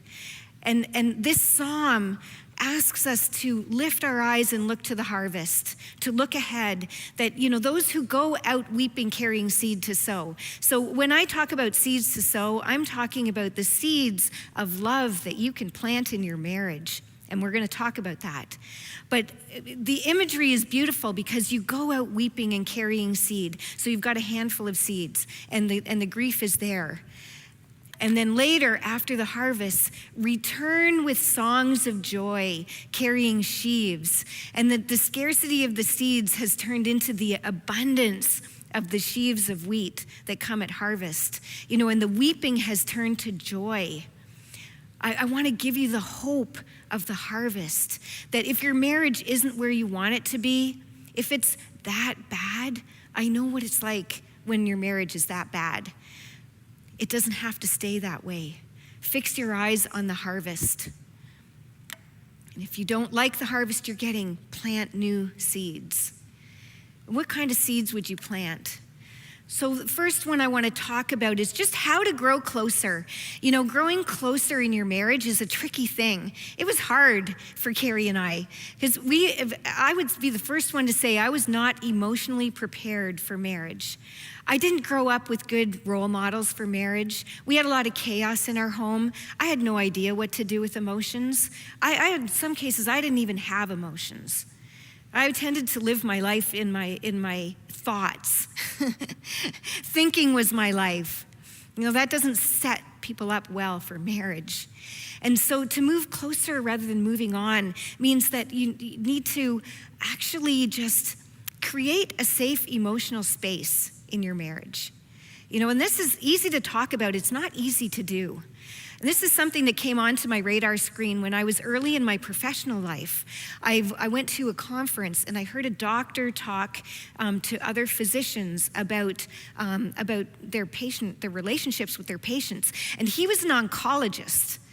And so he said, when I treat my cancer patients, when I give a patient a diagnosis, if they cry and then I go on to talk about all the wonderful ways that we're going to offer the best treatments that are available, and I skip over the emotion, my patient perceives me as being cold.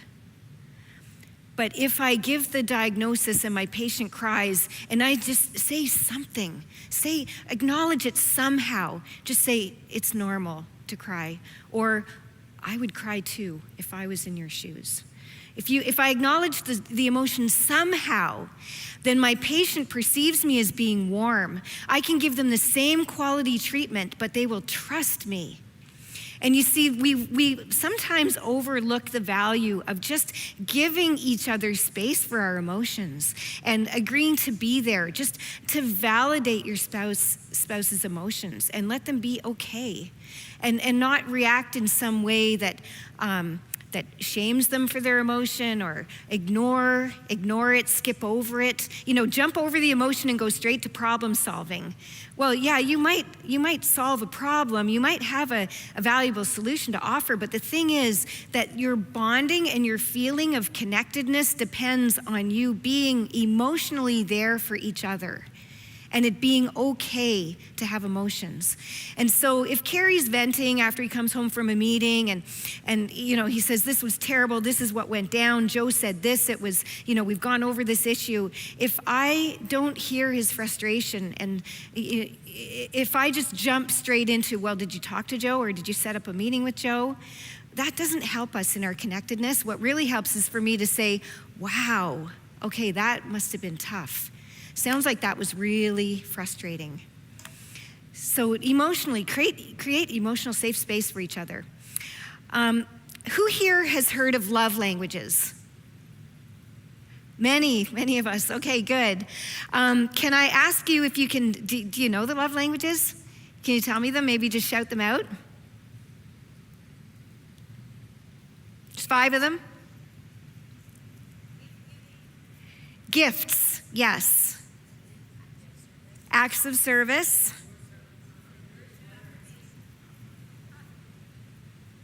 Oh, I missed that. Words of affirmation, yes. Anything else? Touch, physical touch. Quality time, yay. Yes, you guys got it. Okay, what Carrie and I learned about love languages years ago, as maybe you have, and what we've discovered over the years is that when life gets busy and, you know, Carrie's doing his thing, I'm doing my thing, you know what happens? We default to our own love language. When we're trying to reach out to our spouse, if I'm not intentional about it, I am going to default to my own love language. I'm gonna think, oh, Carrie and I need a connection. Hey, Carrie, we should sit down and have a long conversation tonight. Because guess what? My love language is quality time. And when Carrie wants to connect with me, sometimes, you know, he's going around, he'll say, I unloaded the dishwasher for you. Hey, guess what? I just washed your car. And his love language is acts of service. And we have to be intentional about remembering that, okay, if I really want to show love to Carrie, I need to actually, you know, do an act of service. I've heard this question before, and I love it. What if I hate my spouse's love language? Like, what do you do? Because I can say, you know, I am not thrilled about acts of service. Like, really, Carrie, couldn't you pick something else? But what I've discovered is that, you know, when you step out and actually just decide that I am going to show love in my spouse's love language and you offer it up, it's a sacrificial act on your part, and you do this before Christ, you will not feel the same way. I bet that if you reach out and you do it, you will find that your feelings toward your spouse's love language will actually begin to morph and change. A little word of encouragement. If you don't know what your love languages are, I would say please go to the website 5lovelanguages.com and do the assessment. It's right there online. It's the numeral 5lovelanguages.com. Another way to grow closer is to understand the different ways that you are wired. You know, take personality tests so that you can get a better level of understanding on how your spouse is wired. When Carrie and I started to hear through podcasts this buzz about the Enneagram, anyone here heard about the Enneagram? A few people. So Enneagram is an ancient personality typing system. It categorizes personalities into 9 different types. It was used by monks, apparently. It's quite an old system. But we've found it to be so enlightening and just helping to understand how the other person is wired. And honestly, I wish that I had read Ian Cron's book, The Road Back to You, like 25 years ago, because it would have helped open our eyes to the fact that, you know, it's not that I am the normal person and the normal person does things this way, or Carrie says this is the normal approach to life. Well, you know, what happened to you? No, we recognize that I recognized more clearly through the Enneagram that Carrie was naturally wired in a certain way. And so it impacted our conflict, it impacted our communication, it impacted some of the disagreements and misunderstandings that we'd had because we are wired so differently. So the Road Back to You is a really helpful resource. Also, just understanding the different ways that you communicate and taking steps to accommodate the ways that you communicate differently. You know, as I mentioned before, you might need to write things down. You might need to plan for a major conversation. And you may need to learn how to deal with triggers. You know, if you're getting triggered, if you feel like you're going, you know, if you think of it as green, yellow, and red, if you feel like you're going from the yellow zone into the red zone, park the conversation. Just stop it where it is. And then pick it up when you're both in the green zone. There are ways to move closer instead of moving on. Also, don't forget about focusing on the positive. So research has shown that for couples who are successful in their marriage, that they tend to have a pattern of communicating with each other where positives way outweigh the negatives at a ratio of 5 to 1. And by 5 positives, I don't mean like that you need to make a checklist of 5 compliments a day, although you could do that. But 5 positives in terms of either, recognizing something that you like about your spouse, or a flirty touch, or just, a turning toward instead of turning away. It can be body language as well as spoken language. But in any event, like 5 positives to every 1 negative helps you to focus. I mean, if what you focus on expands, that is just a general truth. And when you focus on the negatives, then the negatives become larger in your mind. When you focus on the positives, they tend to take up more of your mental space. And the other way that I want to stress in building this closer, more fun and intimate relationship is just to build a deeper friendship. There was a time when Carrie and I stood at the front picture window and we watched our oldest son drive my younger son out of the driveway, and Carrie and I were standing there going, oh, wow, this is a different season of life now. Our kids have independence. They're going to leave the door without us. And so at that stage, you want to have a friendship, and you want your friendship all the way along. But it was that moment where Carrie and I decided, okay, we're going to actually be more intentional about having shared activities. And Carrie took up snowshoeing, and I took up road cycling. I had the tougher job, road cycling. Are there any road cyclists in the crowd here? When I clipped my feet into those pedals, I fell not once, not twice, 5 times in the first season. It's a good thing I started out on gravel. Anyway, it doesn't have to be painful, but shared experiences will take you far. And in shared experiences, the research shows that if there is a growth aspect, is some way that the activities that you're doing together are new to you, that this can have an impact on your connectedness, your feeling of satisfaction in your marriage. So when, it's great to have date night. I want you to have date nights. I want you to do that regularly, carve a time at least once a week that is just for you and your marriage and for connecting and talking about meaningful things, not transactional things. But if the research shows that if you try something that is new, novel, or exciting to both of you, and you can make lists, like maybe each of you makes a list of like 10 or 20 things that you would find novel or exciting that are accessible to you within your means. And they don't have to be adrenaline producing. And then just pick some things off the list. What the research showed with test couples was that they started off rating their level of satisfaction with their marriage, and they went through an experiment period of a month, and for 90 minutes a week, for once per week, for 4 weeks, they tried something that was new or exciting to them. And then after the end of the 4 weeks, they measured their satisfaction with their relationship again, and it had measurably improved. And they were more excited about their relationship with each other. And the researchers think that maybe part of that is just the growth aspect. It's just experiencing something that's new with the two of you.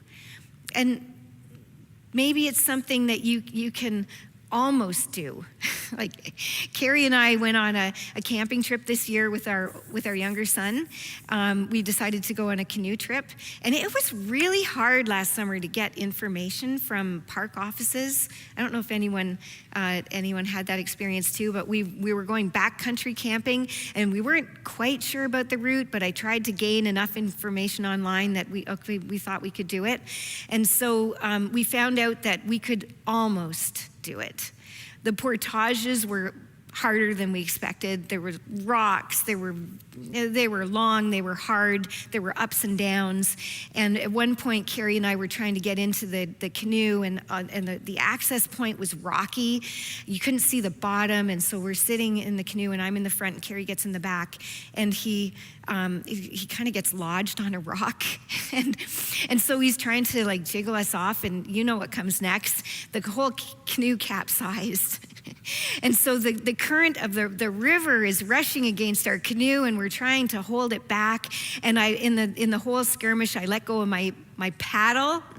We're like 5 hours from the parking lot. And so my paddle starts to go down the river, but thankfully Carrie is tall, and he reached out and he managed to grab it before it disappeared. But anyway, now we have a story to tell.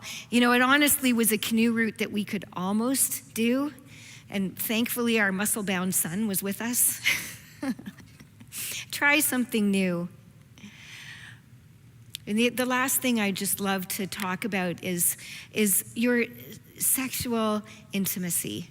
It's just so important. You know, sex is a gift. And often it just gets confusing, particularly if your relationship has been struggling, then you know, the whole conversation around sex can be hard and complicated. And we have different expectations that don't necessarily line up. A pastor told me about a premarital counseling session that he went through with a couple. And he asked the couple, how many times a week will you have sex once you're married? And so they each wrote down their number, and when they revealed it, the wife turned over her card and it had 2 question marks. And then the husband-to-be flipped over his card and it said 13. And the pastor said, 13, like that's very specific. How did you get to that? And he said, oh, it's easy, twice every day and once on Sunday. She looked like a deer in the headlights. You know, sex, it can become complicated because sometimes, you know, somebody's not in the mood. But the research shows that there's a significant proportion of our population who just won't be in the mood. You know, until you actually get into physical intimacy, the mood isn't there. And I like how Michelle Weiner Davis, she's the one who wrote Divorce Busters. I like what she had to say about a couple that she was working with, because the husband said, can you tell my wife to write I like sex on her wrist because she keeps forgetting? It happens. And if your sex life isn't where you want it to be, I would so encourage you to chase that down, to have the conversation. You know, maybe it means that you need to go to the counselor, and maybe it means that you need to fight back some internal resistance. Because, you know, I do believe that as Christians, we do have an enemy. The enemy it comes to steal, kill, and destroy. You know, the enemy's going to interfere and wipe out your sex life if he can. And so move past those internal barriers. You know, go to a counselor, have a conversation. Go to the doctor if that's what you need to do. Because it may turn out to be the best difficult conversation you've ever had. Like, sex is a gift. You need to create the margin for it in your calendar. You know, this may sound like a really unsexy thing to do, but you may have to schedule sex. Like, put it into your calendar. And that might mean that, you know, when the kids do go back to school, maybe the kids are at school. And so, you know, sex happens in the daytime. Maybe it means that in your home, you need a space for your marriage. Because I know that, you know, often our bed becomes family bed and the kids are always around. And I recognize that it's a hard conversation when the pandemic is on and we're in lockdown. But somehow, some way or another, draw your creativity out and work on creating that space. I just want to point you to a resource as well. That, Dr. Michael Seitzma is a sex therapist, and my co-host, Rob Meeder, and I had a conversation with him. It's episode 3 on the Smart Family podcast. And we talked all about how to keep your sex life alive when you have young children at home. You know, we go through seasons, and sometimes it's a challenge, but I just want to encourage you to chase down that part of your relationship, because the research shows that after years, even a long-term marriage, the researchers wanted to answer this question. You know, does sex in a long-term marriage become boring? Like, does it just sort of lose its fizzle? And what they found was no, that's not what happens. That even in a long-term relationship, that with orgasm there are hormones that are released that create bonding, and it's a part of your bonding together. It's a part of your connectedness, and the impact of those hormones brings a level of attachment that's similar to what happens between a mother and an infant. And so just chase down that gift that sex is intended to be in your marriage. Joy is God's promise, a promise that you need to take action to keep. God wants this for you, and I want this for you.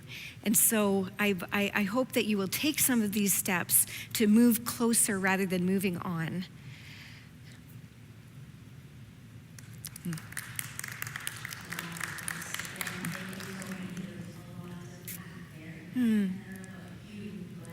Listening, for me, the first step, I feel like, to a healthy marriage, I'm reminded as I listen, is to talk about where you're at. Whether it's like celebrating the wins that are happening in your marriage or the things that aren't working. Like, I think it's important to call it out, because if you don't, then you're just not on the same page. Yet you're expecting things that your spouse may not be aware of. Definitely. I fall into the under-communicating category, so I often just assume that you'll know what I'm thinking or feeling. So yeah, definitely putting words to that is super valuable. I think we're going to go to some questions shortly. Yes, yeah. So, Jeremy, I'd love to ask you this question. How close to a 5-to-1 ratio do you think you get to in your typical day-to-day in your marriage? Typical day, yeah. So that's the, I think, the underlying pointer. I would say the typical days are really good, but there are some atypical days. Of course, I'm not going to sugarcoat it that it's a 5 all the time or it's a 4 all the time. So there are times when it's 2.5, if you will, you know. But we try to minimize that as much as possible and always to get onto the path of making it typical, which is the 5 or 4 type of score. Jen, do you want to add anything? Would you like to comment, Jen? I think I agree with Jeremy. Yeah, I mean, I tend not to like to think about negative things. So I think maybe that's just innate personality. So sometimes when I see something, I'd rather, why do you have to say it this way? Or, you could say it in a different way. So maybe that's just personality. But like Jeremy said, we try as best to be more on the 5:1 ratio. But, of course, there are days that looks more like 1:1. So.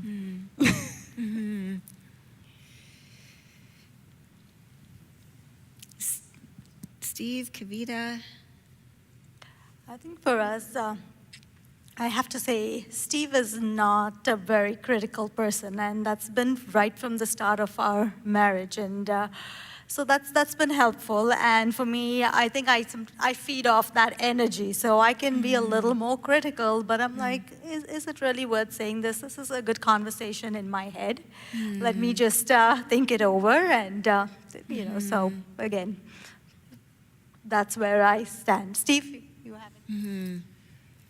Yeah, I would think that also, like when it comes to negative conversations or complaints or anything of that nature, I tend to kind of step away from it because it's not something that I enjoy having conversations about, knowing that they have to be addressed. And I think that throughout our marriage, we've always gotten to a point where we understand what makes each other tick, right? So we know where those pushing points are, and I know how to avoid them.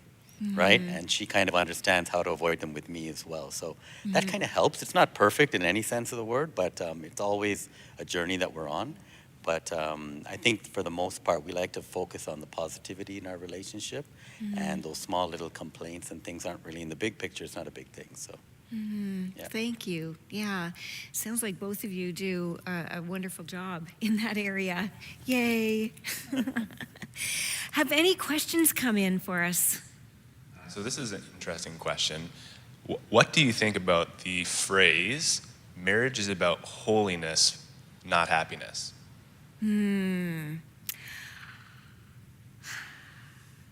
So maybe I'll give my couple of words and then we'll all comment. Marriage is about holiness, not happiness. I would have to say that I completely agree. I absolutely do agree that that it is about holiness. But in saying that, I'm recognizing that, you know, what God really wants for us is, you know, the love and the power of Jesus Christ to really fill us. And so if your marriage is about holiness, then that means that you are experiencing love. You are experiencing joy and peace in your marriage. And so I would take love, joy, and peace over happiness any day.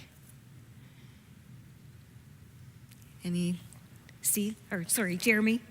Sure. Yes, I agree with that. The sanctity of marriage and the holiness of marriage brings about all the other attributes of joy and peace.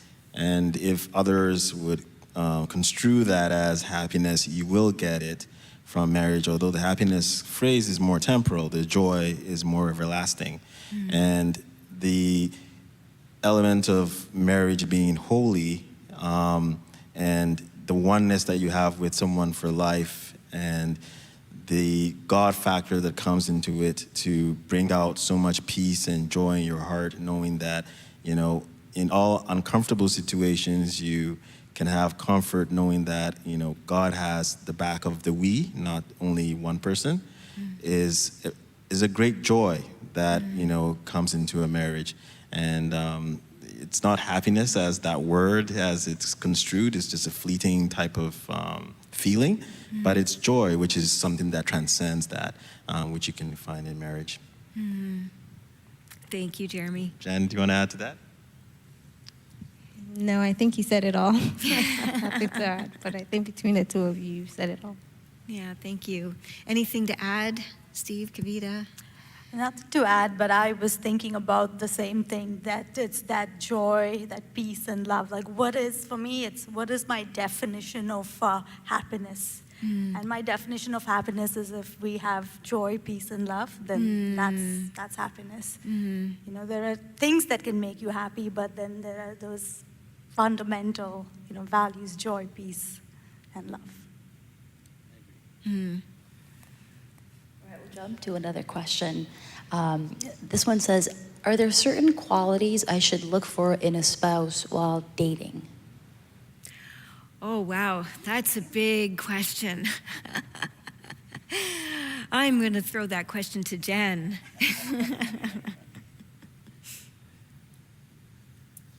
I think you have to. You absolutely have to look for certain qualities in a spouse when you're dating, because you're going to spend the rest of your life with this person, and the person sort of helps shapes what your future looks like. And so if you're looking for a certain kind of future, you have to look for a certain kind of person, of course. And you know, the Bible says that evil company corrupts good morals. And so the fundamental of your relationship has to be that the person is a Christian.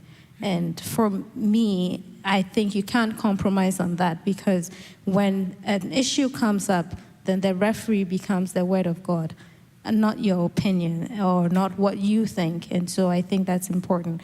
I also think that, you know, it's quite important to understand what you want to be. And so sometimes when people talk to me and ask me, I have younger nieces who would ask me, I always say to them, you have to know yourself and you have to love yourself before you can get into a relationship with somebody else.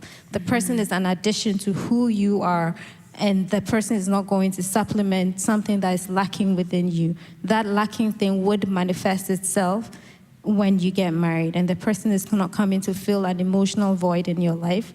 You have to be your own person and have your own dreams and aspirations, and you walk the journey together with that person. And so I think it's important. You cannot just leave that to chance. So yeah. I'd like to throw in there, we've just watched our kids find their, you know, spouse for life and get married in the last few years. And Zane and I were talking about this question last night, just going through them. And it was interesting. Both of our kids, we feel like, have just found these perfect matches for themselves. And I think some of it is, like Jen was saying, that knowing who you are. Our daughter dated some guys that were kind of passive enough, and she's very strong. And we smiled because when she found Scott is just a tall, big enough, strong guy. And it's all of a sudden, it just seems like it all aligns itself and it's perfect. But when there were guys who were more passive, we used to say they were getting pushed around. And she found that. And similarly with my son, he's probably a little meeker, and he found a wife who's just so sweet. And we were chatting about how we've heard them talk about budgeting.